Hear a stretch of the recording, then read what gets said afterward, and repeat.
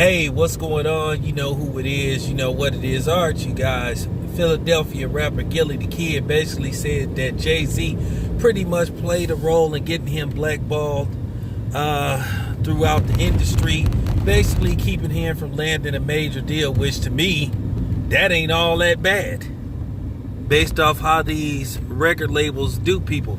Basically, Jay-Z wanted to sign Gillie the Kid and his crew. I forgot what his crew was called, but instead, when things didn't work out, he went and linked up with State Property, and Jay-Z basically told Gillie the Kid that he was going to pretty much get him blackballed. Well, this sounds just like Jay-Z, because you've heard various things about Jay-Z being a snake and being a shiesty motherfucker.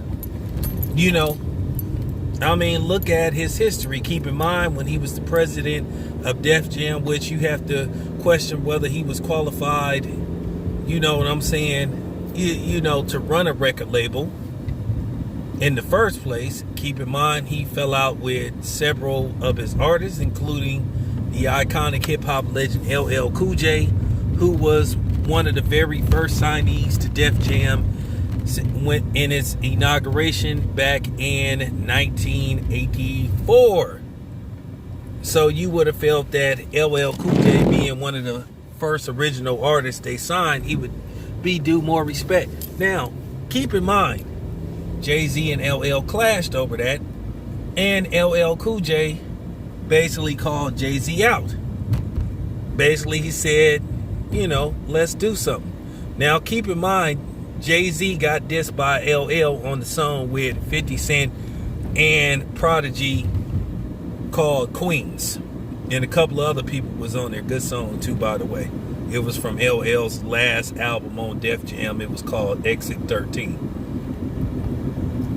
But nevertheless, you know, word got back to Jay-Z, and Jay-Z said he gonna give LL Cool J a pass. And LL Cool J was like, what? And LL Cool J responded as in, let's do it.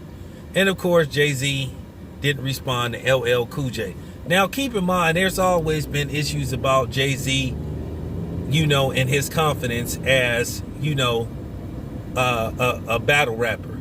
You know, that Nas thing, the Ether song, really took effect on Jay-Z. Jay-Z sat for a while. He was so bothered by losing to Nas that he retired for a while. Basically, he never really retired. He just wanted to sit because basically he knew that Nas destroyed him. And Nas damn near ended Jay-Z's career, as Jay-Z tried to end Nas' career.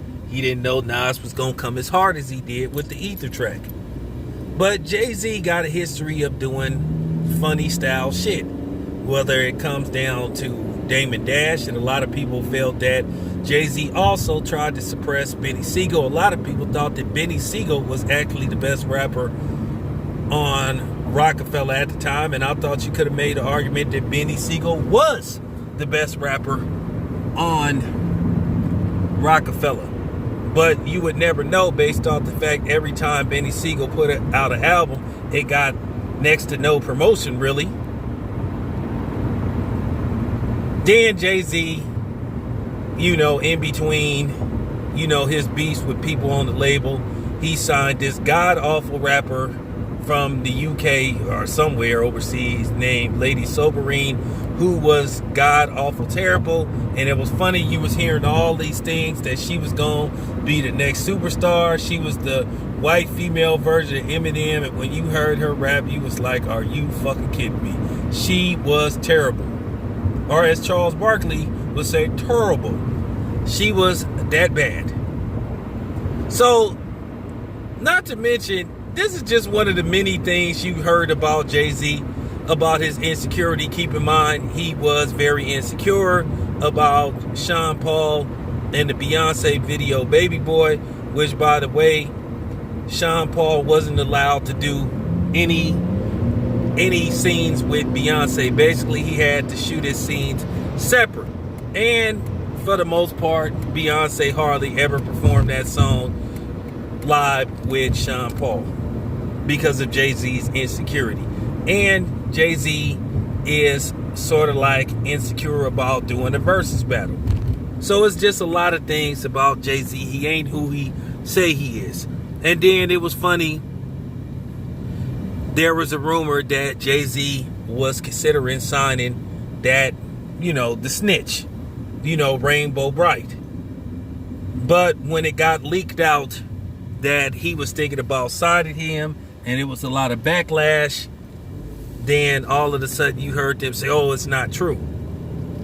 And it was funny, you had the Jay-Z apologists saying, oh man, Jay-Z wouldn't do that. Jay-Z wouldn't work with no snitches. What are you talking about? Jay-Z has a snitch working for him and Desiree Perez. And if you don't know Desiree Perez history, all you got to do, look it up. She is a big time snitch informant. No different from Rat Boy. She is a rat woman. That's why we call it Rocker Rat Records. So this wouldn't surprise me as far as Jay-Z's behavior. And Jay-Z being a funny style nigga, because he is. Like I said, Jay-Z has a lot of insecurities. That stuff Nas said on Ether about Jay-Z getting called ugly when he was young is absolutely true. Don't be fooled by the shit he talk about on his records, because he ain't that damn confident. Like I said, he was worried about Sean Paul. And ironic, he was worried about Sean Paul taking Beyonce from him. But okay, we not gonna go there. We not gonna talk about.